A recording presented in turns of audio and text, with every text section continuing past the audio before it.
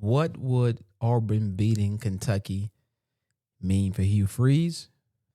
Pete Nakos of On3 ranked the top 10 worst officiated calls in the college football season. Did Auburn make the top 10?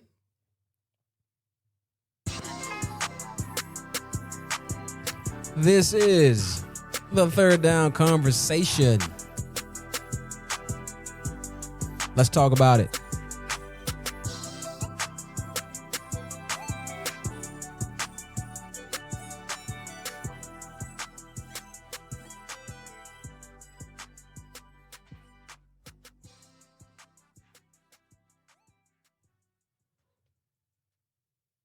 So Auburn plays Kentucky at home, at night.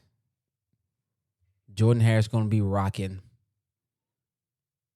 So what would a win mean for Hugh Freeze? Well, it depends on how that win looks. If it looks like the Arkansas game where the offense comes out, first series, they score. After that, it's 3 and out, punt, field goal, pick six, go to halftime, 21-10, and then the defense saves you. A win won't mean anything. Like, most people were unimpressed with Auburn beating Arkansas. I feel that. They're right. I felt that way, truthfully. I was happy we won. I'm not one of those fans that wants Auburn to lose just to fire the coach. That's just not who I am. I'd rather them win. I'd rather the players win. But there are a section of people that was like, lose, which that's crazy. Pull for your team. You want them to win. But if it looks like that, it won't mean much of anything. But if the offense comes alive, like it has like a heartbeat, if it can look something similar to the Baylor game, I think it could mean something for Freeze. I think it could mean they figured it out to some degree. Kentucky's defense is not great. It's maybe a little better than Arkansas's. But you can't go out there and score one offensive touchdown like you did last week. That can't happen. In my personal opinion, for anybody to be like, okay, maybe they got something going, the offense needs to put up 21 to 24 points. Go out there and look like they have a heartbeat. Go out there and look like the offense has some sort of identity. Run the ball when you should run the ball. Be able to stay alive on third down. And make efficient, passes. I think that's what most people want to see. So if that can happen, I believe people might be like, all right, maybe. Kentucky's run defense is like ranked 60th in the country, and their pass defense is ranked like 100th. Auburn should be able to do whatever they want on offense. They really shouldn't stall out a lot. So if they can go out there and make plays and the offense looks competent, Freeze looks like he's calling a good game, I think the heat might turn down slightly, ever so slightly. But ultimately, if they beat Kentucky, it won't mean much. It won't mean much at all because everyone will still believe Vandy will beat Auburn. But let's focus on this week. Now, to get off to a good start, the first thing Freeze needs to do to help this win, give him some sort of positive response from the fan base is start the correct quarterback.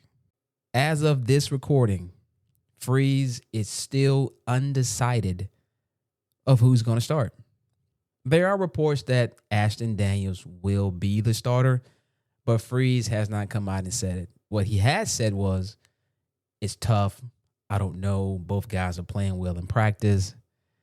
And some people want to compare it to the Bo Nix, TJ Finley benching that happened against, I think that was Georgia State, where Bo was playing bad. He gets benched. TJ comes in, saves the day. And going into that next game, everybody wanted to know what Harsin was going to do. That game was against LSU, at LSU. TJ Finley is from Louisiana. And Brian Harsin starts Bo Nix. It was a smart move. Bo played that game, played well. Auburn won in Baton Rouge for the first time since like 1999 or 98. But going into that week, a lot of people felt like start TJ Finley because he saved the day for you. I think this situation is not that situation. Jackson Arnold is not Bo Nix. Many people believe Bo couldn't play. I knew Bo was a baller. That's just not who Jackson is currently. I mean, I think that season Bo was a junior. At that time, he was Auburn starter for like 2 seasons. Jackson is still fairly like new as a quarterback. Played last year kind of sparingly, and then this year, like his experience is just not there currently. So that they're different in that regard. Bo's a gunslinger. Jackson isn't. So I don't think it's the same situation. I believe he should start Ashton Daniels. And I think Freeze is a little hesitant because I think he got PTSD from last year when he started the baby goat Hank Brown.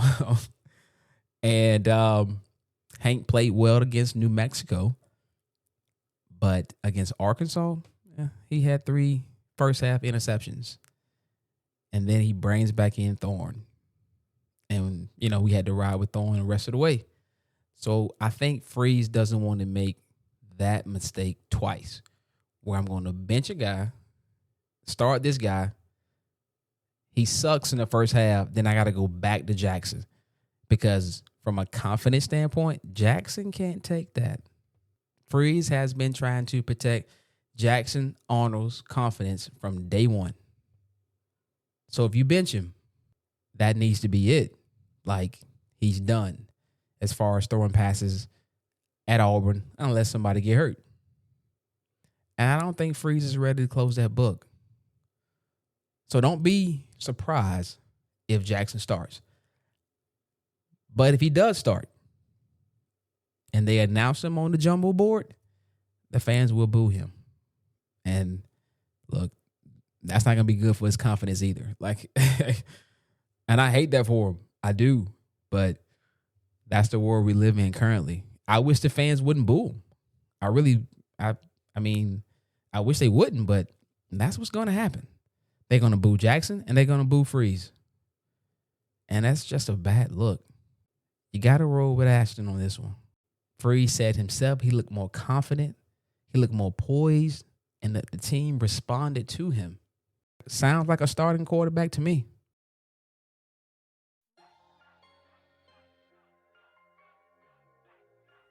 Pete Nakos, who is a writer for On3, releases an article about the 10 worst officiated calls of the 2025 college football season. As an Auburn fan, this article intrigued me because I'm curious how many of the top 10 went against Auburn. So as I'm reading through the article, it's a couple of good ones in there, and a couple of them actually costs coaches their job. For instance, there was a reverse fumble call against Oregon and Penn State, and this one ranked number 7. The Oregon guy clearly is not down. He's not down. He keeps his feet. He fumbles. Penn State recovers. This play was major because Oregon had driven down the field, got in the red zone, like inside the 10-yard line. Penn State punches the ball out, and then they recover the fumble and take it back to midfield. The refs overturn it. Oregon gets the ball back at like the 8-yard line, throw a touchdown on the next play. They go up 10-3. Oregon kind of just took off on Penn State. But that play was number 7. And as you know, James Franklin got fired, largely because of that game. But back to Auburn. So as I scroll through the article, at number 3, it is the Kirby Smart reverse timeout.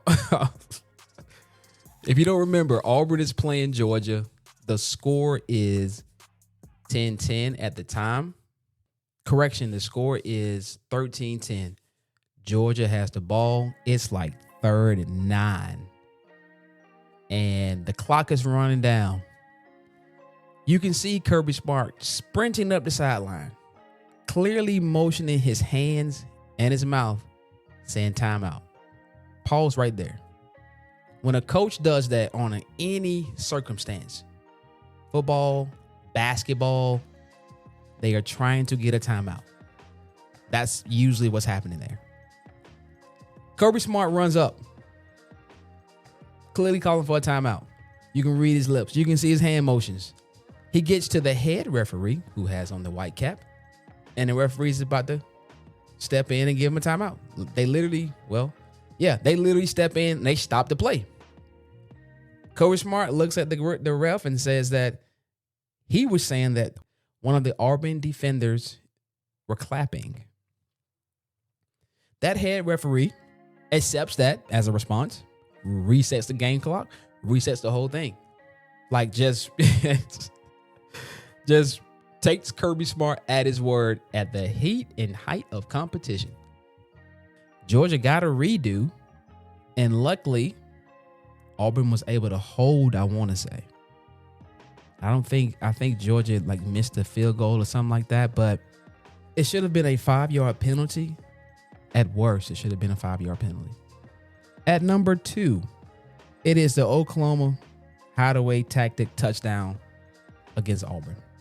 If you don't remember, Oklahoma's driving down the field. Auburn gets them in the 3rd and longish. It's probably 3rd and 8. And Oklahoma fake subs, hides out a wide receiver on the sidelines. He takes off before the ball is even snapped. They throw it up to him. It's a touchdown. That play was so clearly, obviously illegal. It even had the refs confused. They brought out the rule book trying to figure out what was going on. And then after the game, because if you watch it on TV, you knew something was odd about it. You knew something was wrong about it. But after the game, SEC puts out a whole statement about how it was illegal and this, that, and the other. So that's 2 plays where Auburn has been cheated. So of the top 10, Auburn has number 2 and number 3. And guess what's number 1? You guessed it. The fumble at the goal line against Georgia. Somehow, some way, the football did not cross the goal line at the half-inch mark.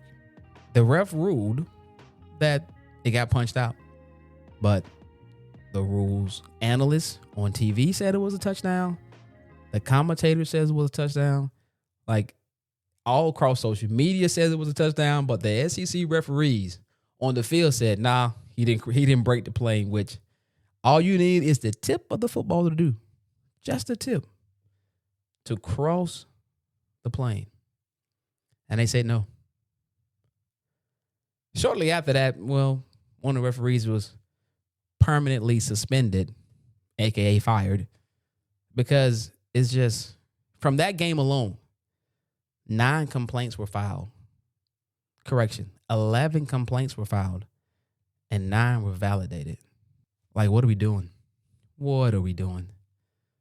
So for those of you that are in the camp of keep Hugh Freeze, of the top 10 worst calls of college football, the top 3 went against Auburn and led to potentially, I should say, but because we don't know what would have happened had the calls went the other way, but they led to potential losses. So when Freeze says we're close, Maybe he's got a point. This has been the Third Down Conversation. I'm D Turnipseed. Jesus loves you, and I'm out. Peace.